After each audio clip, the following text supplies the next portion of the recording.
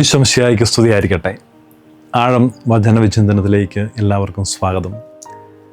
ദുഷ്ടതയുടെ കെട്ടുകൾ പൊട്ടിച്ച് ദൈവമക്കളുടെ സ്വാതന്ത്ര്യത്തിലേക്ക് പ്രവേശിക്കാൻ നമ്മെ ഒരുക്കുന്ന നോമ്പുകാലത്തിലൂടെ നാം കടന്നു പോവുകയാണ്. നോമ്പുകാലത്തിൻ്റെ 5-ാമത്തെ ഞായറാഴ്ചയിലേക്ക് നാം പ്രവേശിക്കുമ്പോൾ ഹൃദയം പരിവർത്തനത്തിനായി നാം സ്വീകരിക്കേണ്ട നിലപാടുകളെ ഓർമ്മപ്പെടുത്തലാണ് ഇന്നത്തെ തിരുവചനങ്ങൾ. ഇന്നത്തെ 1-ാമത്തെ വായന നമുക്കേറെ പരിചിതമായ തിരുവചന ഭാഗമാണ്. ഉൽപ്പത്തി പുസ്തകം 4-ാം അധ്യായം 8 മുതൽ 16 വരെയുള്ള വാക്യങ്ങൾ. അസൂയയുടെയും അഹന്തയുടെയും ഇരുൾമുറ്റിയ മനസ്സുമായി സ്വന്തം സഹോദരൻ്റെ ജീവനെടുത്ത കായേൻ അവൻ്റെ അഹങ്കാരത്തിൽ തന്നെ തുടരുകയാണ്. അപ്പോൾ ദൈവം കായേനോട് ചോദിച്ചു, നിന്റെ സഹോദരൻ ആബേൽ എവിടെ? പതറാത്ത ശബ്ദത്തോടെ, കുറ്റബോധത്തിൻ്റെ തരിമ്പ് പോലുമില്ലാത്ത കായേൻ്റെ മറുപടി ഇപ്രകാരമായിരുന്നു, എനിക്കറിഞ്ഞുകൂടാ, സഹോദരൻ്റെ കാവൽക്കാരനാണോ ഞാൻ?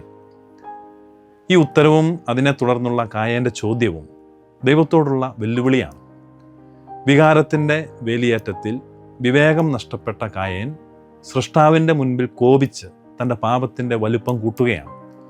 സമാനമായ ചോദ്യങ്ങളും ഉത്തരങ്ങളും ഇന്നും ലോകത്തിൻ്റെ വീഥികളിൽ മുഴങ്ങുന്നുണ്ട്. ദൈവത്തോടുള്ള മറുതലിക്കലും സഹജീവിയോടുള്ള ക്രൂരതയും ഒത്തുചേരുന്ന ഒരിടത്താണ് ആധുനിക മനുഷ്യനും നിലയുറപ്പിച്ചിരിക്കുന്നത്. സ്വന്തം ലാഭത്തിനായി അവരനെ ചവിട്ടി മെതിക്കുമ്പോഴും അധികാരത്തിൻ്റെ ചെങ്കോൽ ഉപയോഗിച്ച് സത്യത്തെ കുഴിച്ചു മൂടുമ്പോഴും മനുഷ്യൻ കണ്ടെത്തുന്നത് കപടമായ ന്യായീകരണങ്ങളാണ്.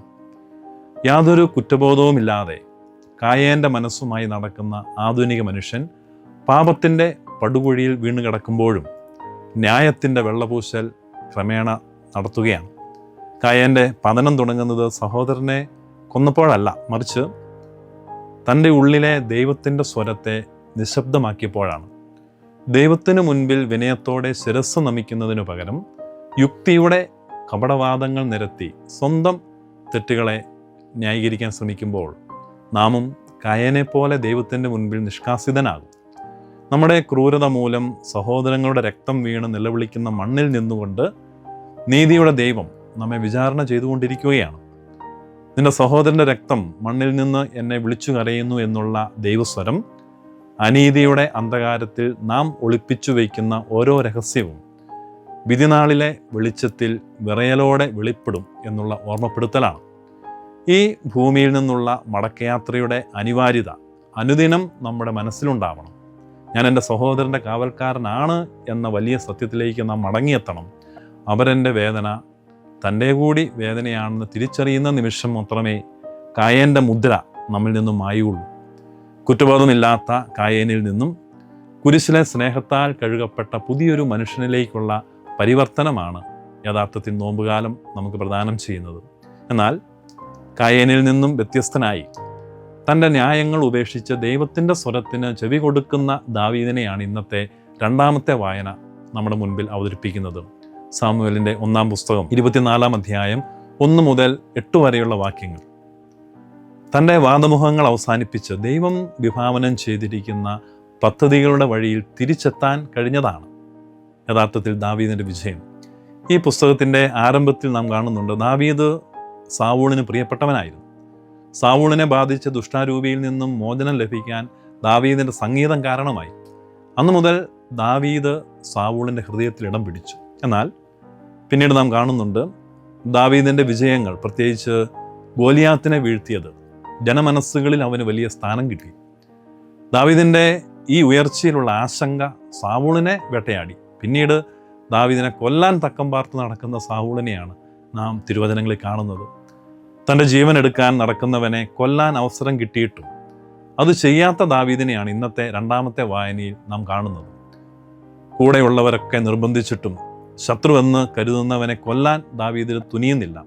ദൈവം അഭിഷേകം ചെയ്തവനെതിരെ കൈ ഉയർത്താൻ ധൈര്യപ്പെടാത്ത ദാവീദ് ഈ നോമ്പുകാലത്തിൽ നമുക്ക് മാതൃകയാവുകയാണ്. നമ്മെ ദ്രോഹിക്കുന്നവരിലും ദൈവത്തിൻ്റെ ഒരംശമുണ്ടെന്ന് തിരിച്ചറിയണം. നമ്മുടെ ജീവിതത്തിലും പലപ്പോഴും സാവൂളുമാരുണ്ട്. നമ്മെ തെറ്റായി മനസ്സിലാക്കുന്നവർ, നമ്മെ വേട്ടയാടുന്നവർ, നമ്മുടെ ഉയർച്ചയിൽ അസൂയപ്പെടുന്നവർ. അവരോടുള്ള നമ്മുടെ മനോഭാവം എന്തായിരിക്കണം? ഇവിടെ സാവൂളാകരുത്, അസൂയയുടെ വിഷം പേറി സഹോദരനെ വേട്ടയാടരുത്, മറിച്ച് ദാവീദാവുക. നിങ്ങളെ തകർക്കാൻ നോക്കുന്നവർക്ക് മുന്നിലും ദൈവത്തിൻ്റെ അഭിഷിക്തനെ കാണുക. അവരുടെ വസ്ത്രത്തുമ്പ് പോലും മുറിക്കുമ്പോൾ ഹൃദയം വേദനിക്കുന്ന ഒരു ആത്മീയ വിശുദ്ധി നമ്മൾ കൈവരിക്കണം. നമ്മുടെ ഉള്ളിൽ രൂപപ്പെട്ട ആത്മാവിൻ്റെ കറകൾ കഴുകിക്കളഞ്ഞ് അനുകമ്പയുടെയും സ്നേഹത്തിൻ്റെയും മാതൃകകളാകാൻ ഈ നോമ്പുകാലം നമ്മെ സഹായിക്കട്ടെ. ഇന്നത്തെ മൂന്നാമത്തെ വായന യോഹന്നാൻ ശ്ലീഹായുടെ 1-ാം ലേഖനം 1-ാം അധ്യായം 5 മുതൽ 10 വരെയുള്ള തിരുവചനങ്ങളാണ്. ദൈവത്തെ പ്രകാശമെന്ന് വിശേഷിപ്പിച്ചുകൊണ്ട് ആ വെളിച്ചത്തിൽ നടക്കാൻ ആഗ്രഹിക്കുന്നവർ എങ്ങനെ ഈ ലോകത്തിൽ ജീവിക്കണമെന്ന് ഈ തിരുവചന ഭാഗങ്ങൾ നമ്മെ പഠിപ്പിക്കുന്നു. യഥാർത്ഥ നോമ്പ് എന്നത് നമ്മുടെ ഉള്ളിലെ ഇരുട്ടിനെ ദൈവത്തിൻ്റെ പ്രകാശത്തിൻ്റെ മുൻപിൽ തുറന്നു വയ്ക്കുക എന്നതാണ്. ദൈവത്തിൻ്റെ മുൻപിൽ ന്യായീകരണത്തിന് ശ്രമിക്കാതെ ഏറ്റുപറച്ചിലിലൂടെ വലിയ ശുദ്ധീകരണത്തിലേക്ക് കടക്കാൻ പൗലോസ് ശ്ലീഹ നമ്മെ ഓർമ്മിപ്പിക്കുകയാണ് ഇവിടെ. ന്യായീകരണത്തിൻ്റെ ഇരുൾവഴികളിലല്ല, പശ്ചാത്താപത്തിൻ്റെ നേർവഴികളിലാണ് ദൈവം സംപ്രീതനാകുന്നത്. വേട്ടയാടുന്നവരുടെ ഇടയിൽ നിന്നും പാവപ്പെട്ട ഒരു പെൺകുട്ടിയെ രക്ഷിക്കുന്ന ഈശോയെയാണ് ഇന്നത്തെ സുവിശേഷം നമ്മുടെ മുൻപിൽ അവതരിപ്പിക്കുന്നത്. യോഹന്നാൻ്റെ സുവിശേഷം 8-ാം അധ്യായം 1 മുതൽ 11 വരെയുള്ള തിരുവചനങ്ങൾ. സഹോദരങ്ങളുടെ കാവൽക്കാരനാകാതെ നിയമത്തിൻ്റെ നൂലാമാലകളിൽ കുടുക്കി അവരെ നശിപ്പിക്കുന്നതിൽ ആനന്ദം കണ്ടെത്തുന്നവരുടെ ജീവിതശൈലികളെ തിരുത്തുന്ന ഈശോയെയാണ് നാം ഈ സുവിശേഷത്തിൻ്റെ ഈ വചനങ്ങളിൽ കാണുന്നത്. യഹൂദ നിയമസംഹിതയായ തോറയിലെ വ്യവസ്ഥകളെ ആധാരമാക്കി ഈശോയെ കുടുക്കാൻ വന്നവർക്ക് നേരെ അതേ നിയമത്തിൻ്റെ ആത്മീയ സത്യം തിരിച്ചറിയുന്നവരാണ് കാണുന്നത്. പാപിനിയായ സ്ത്രീയെ ഈശോയുടെ മുൻപിൽ കൊണ്ടുവരുന്നവരുടെ ലക്ഷ്യങ്ങൾ കപടമായിരുന്നു. ഈശോ ആ സ്ത്രീയെ കൊല്ലാൻ അനുവദിച്ചാൽ അവൻ്റെ കരുണയുടെ പ്രവാചകൻ എന്നുള്ള പ്രതിച്ഛായ തകരും. കൂടാതെ വധശിക്ഷ നടപ്പാക്കാൻ റോമൻ നിയമപ്രകാരം യഹൂദർക്ക് അധികാരമില്ലാത്തതിനാൽ അവൻ റോമൻ നിയമത്തിന് എതിരാകും. മറിച്ച് അവളെ വിട്ടയക്കാൻ പറഞ്ഞാൽ അവൻ മോശയുടെ നിയമത്തെ, അതായത് തോറയെ ലംഘിക്കുന്നവനായി മുദ്ര കുത്തപ്പെടും. അങ്ങനെ ഈശോയെ എങ്ങനെയെങ്കിലും അപകടത്തിലാക്കുക എന്ന ഗൂഢ ലക്ഷ്യമായിരുന്നു അവർക്കുണ്ടായിരുന്നത്. എന്നാൽ ഈശോയുടെ മൗനവും മണ്ണിലെഴുത്തും ഈ കുരുക്കനെ നിയമത്തിനപ്പുറമുള്ള ഒരു ദൈവിക നീതി കൊണ്ട് നേരിടുകയായിരുന്നു. ദൈവം മോശയിലൂടെ നൽകിയ നിയമത്തിൻ്റെ അന്തസ്സത്ത യഹൂദ പണ്ഡിതർ മറന്നു തുടങ്ങിയപ്പോൾ, അല്ലെങ്കിൽ അതിനെ മനഃപൂർവ്വം അവഗണിച്ചപ്പോൾ, അവ വീണ്ടും മണ്ണിലെഴുതി ഈശോ വെളിപ്പെടുത്തുകയാണ്. അവർ മറന്നുപോയത് അവരെ ഈശോ ഇവിടെ ഓർമ്മിപ്പിക്കുകയാണ്. അവരുടെ ചോദ്യങ്ങൾക്ക് മുൻപിൽ ഈശോ ആദ്യം ചെയ്തത് കുനിഞ്ഞ് മണ്ണിൽ എഴുതിക്കൊണ്ടിരുന്നു. യഹൂദ പാരമ്പര്യത്തിൽ ഇത് ദൈവത്തിൻ്റെ വിരലുകളെ ഓർമ്മിപ്പിക്കുന്നുണ്ട്. സിനായ് പർവ്വതത്തിൽ 10 കൽപ്പനകളിൽ എഴുതിയത് ദൈവത്തിൻ്റെ വിരലുകളാണ്. ഇവിടെ ഈശോ മണ്ണിൽ എഴുതുമ്പോൾ അവൻ സ്വയം നിയമദാതാവായ ദൈവമാണെന്ന് നിശബ്ദമായി പ്രഖ്യാപിക്കുകയാണ്. ആൾക്കൂട്ടം ആവേശത്തോടെ കല്ലെറിയാൻ നിൽക്കുമ്പോൾ ഈശോ കാണിച്ച ഈ മൗനവും താഴേക്ക് കുനിഞ്ഞുള്ള ആ ഇരിപ്പും വലിയൊരു നിലപാടാണ്. ആൾക്കൂട്ടത്തിൻ്റെ ഭാഗമാകാതെ സത്യത്തിൻ്റെ ഭാഗമാകുക. ഇന്ന് നമുക്കും ഒരു മാതൃകയാണ് ഈ തിരുവചനങ്ങൾ. അപവാദ പ്രചരണങ്ങളിലും സോഷ്യൽ മീഡിയ വിചാരണകളിലും കല്ലെറിയുന്ന ജനക്കൂട്ടത്തിനോടൊപ്പം ചേരാതിരിക്കുക. ലോകം മുഴുവൻ എറിയാൻ കല്ലെടുക്കുമ്പോൾ അത് താഴെയിടാൻ കാണിക്കുന്ന ധൈര്യമാണ് യഥാർത്ഥ ക്രിസ്തീയ പൗരുഷം. ഒരു വാർത്ത കേട്ടാൽ ഉടൻ പ്രതികരിക്കാനും ഷെയർ ചെയ്യാനും വെമ്പുന്ന നമ്മുടെ വിരലുകൾക്ക് ഈശോയുടെ സാവകാശം ഒരു പാഠമാണ്.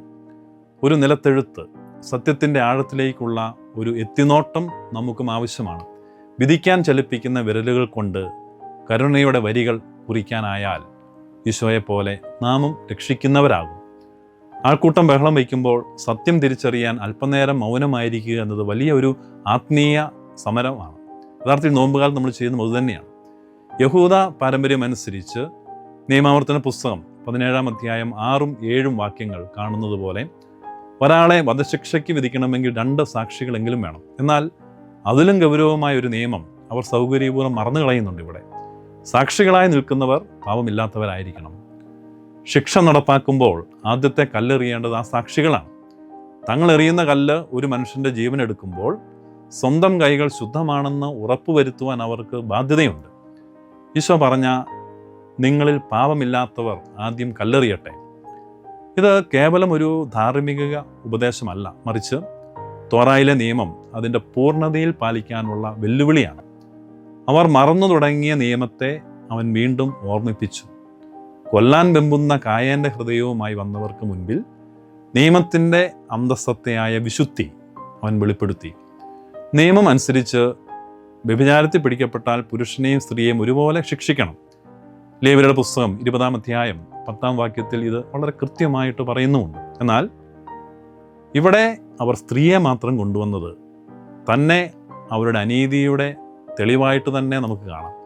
സ്വന്തം അസൂയയും പകയും തീർക്കാൻ നിയമത്തെ ദുരുപയോഗം ചെയ്യുന്ന ആധുനിക കായന്മാരുടെ മുഖമൂടിയാണ് ശരിക്കും ഇവിടെ അഴിഞ്ഞു വീഴുന്നത്.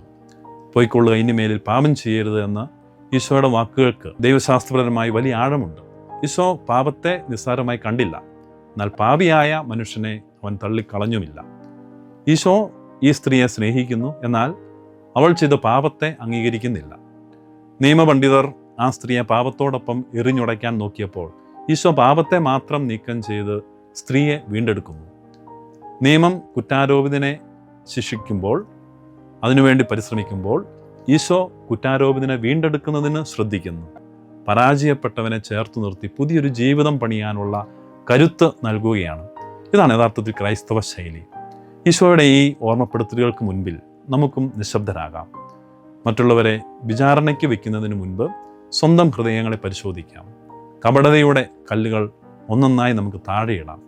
കരുണയുടെ പുതിയ നിയമം നമ്മുടെ പാതകളിൽ വെളിച്ചമാകട്ടെ. ദൈവം നമ്മെ സമൃദ്ധമായിട്ട് അനുഗ്രഹിക്കും.